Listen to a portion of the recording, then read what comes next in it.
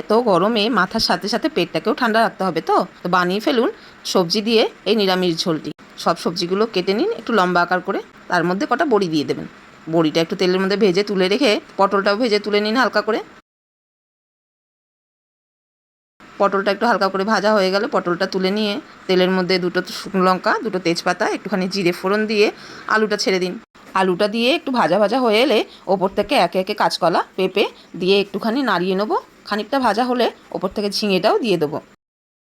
ঝিঙেটা দেওয়ার পরে বেশি ভাজবো না, অল্প করে নাড়িয়ে নিয়ে ওপর থেকে আন্দাজ মতো নুন আর হলুদ দিয়ে দেবো। নুন হলুদ দেওয়ার ফলে একটু নরম হয়ে আসবে সবজিটা। বেশ যখন ভাজা ভাজা হয়ে আসবে তার মধ্যে একটুখানি ধনে গুঁড়ো দিয়ে আর একটুখানি কষিয়ে নেবো। অল্প একটু জল দিলাম, গুঁড়ো মশলা তো সেই জন্য। তারপরে ভাজা পটলগুলো তুলে দেবো, দিয়ে একসঙ্গে সব কষিয়ে নিয়ে জল দিয়ে দেবো।